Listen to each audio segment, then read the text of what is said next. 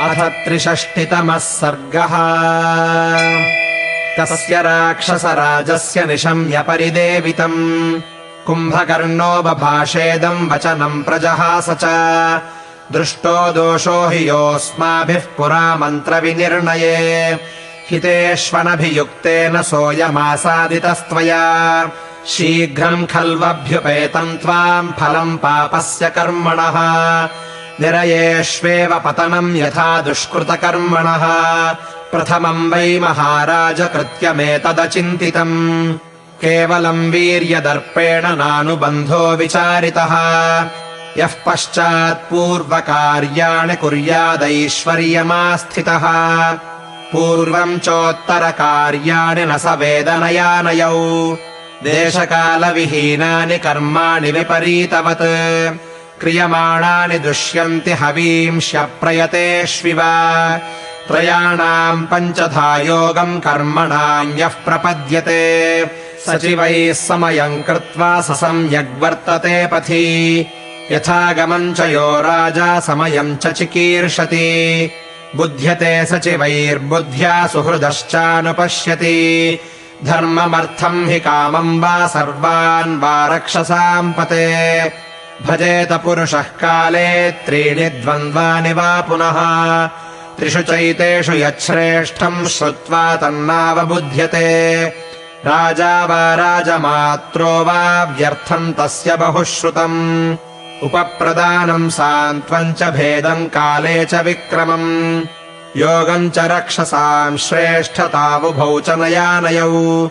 काले धर्मार्थकामान्यः सम्मन्त्र्य सचिवैः सह निषेवेतात्मवान् लोके न स व्यसनमाप्नुयात्।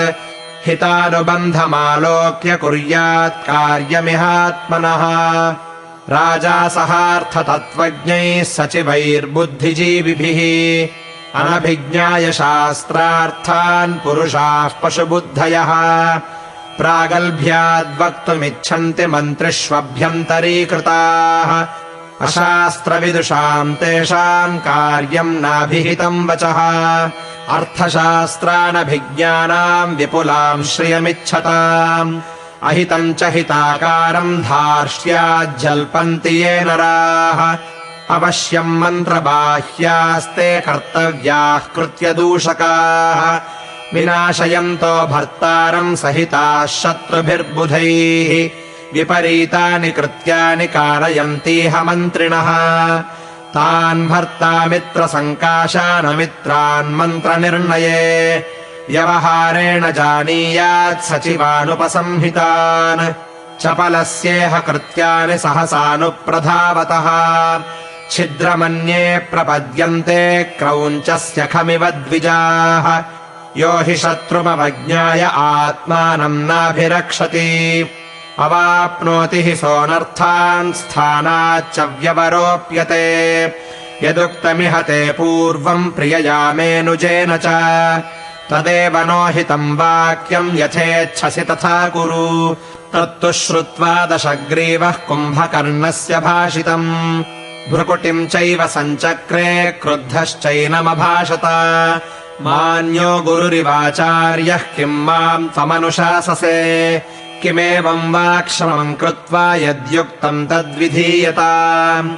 विभ्रमाच्चित्तमोहाद्वा बलवीर्याश्रयेण वा नाभिपन्नमिदानीम् यद्व्यर्था तस्य पुनः कथा।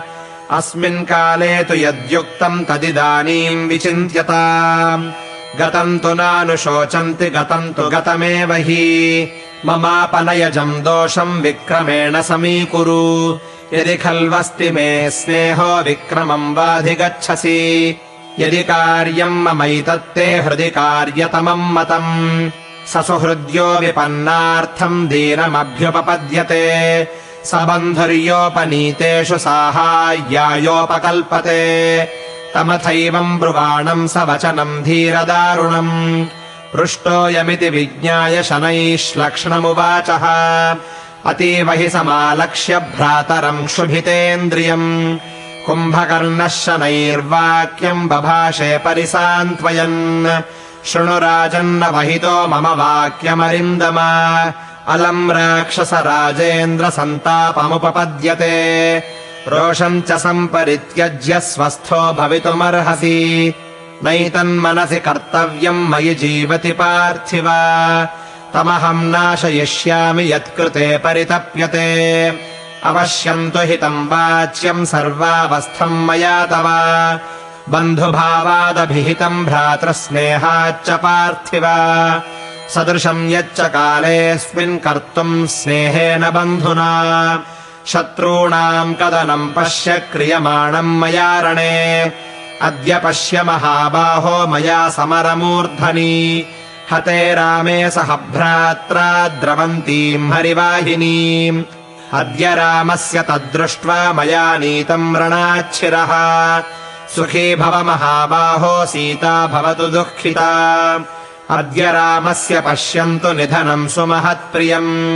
लङ्कायाम् राक्षसाः सर्वे एते निहतबान्धवाः अद्य शोकपरीतानाम् स्वबन्धुवधशोचिनाम् शत्रोर्युधिविनाशेन करोम्यश्रुप्रमार्जनम् अद्य पर्वतसङ्काशम् ससूर्यमिवतो यदम् विकीर्णम् पश्य समरे सुग्रीवम् प्लवगेश्वरम् कथम् च राक्षसैरेभिर्मया च परिसान्त्वितः जिघांसुभिर्दाशरथिम् व्यथसे त्वम् सदा नघ माम् निहत्य किल त्वाम् हि निहनिष्यति राघवः नाहमात्मनि सन्तापम् गच्छेयम् राक्षसाधिप कामम् त्विदानीमपि माम् व्यादिशत्वम् परम् तप न परः प्रेक्षणीयस्ते युद्धायातुलविक्रमा अहमुत्सादयिष्यामि शत्रूंस्तव महाबलान् यदि शक्रो यदि यमो यदि पावकमारुतौ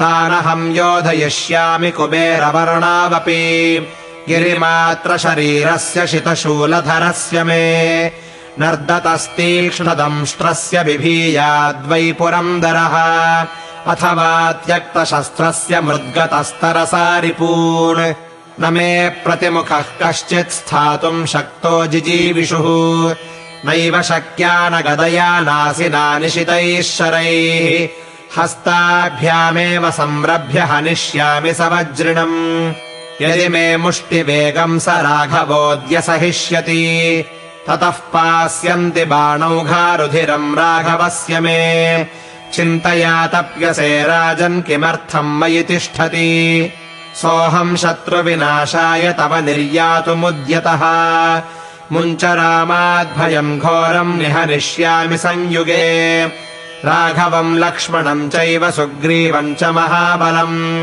हनूमन्तम् च रक्षोघ्नम् येन लङ्का प्रदीपिता हरींश्च भक्षयिष्यामि संयुगे समुपस्थिते असाधारणमिच्छामि तव दातुम् महद्यशः यदि चेन्द्राद्भयम् राजन् यदि चापि स्वयम्भुवः ततोऽहम् नाशयिष्यामि नैशम् तम इवांशुमान् अपि देवाश्रयिष्यन्ते मयि क्रुद्धे महीतले यमम् च शमयिष्यामि भक्षयिष्यामि पावकम् आदित्यम् पातयिष्यामि सनक्षत्रम् महीतले शतक्रतुम् वधिष्यामि पास्यामि वरुणालयम् पर्वतांश्चूर्णयिष्यामि दारयिष्यामि मेदिनीम् दीर्घकालम् प्रसुप्तस्य कुम्भकर्णस्य विक्रमम् अद्य पश्यन्तु भूतानि भक्ष्यमाणानि सर्वशः न त्विदम् त्रिदिवम् सर्वमाहारो मम पूर्यते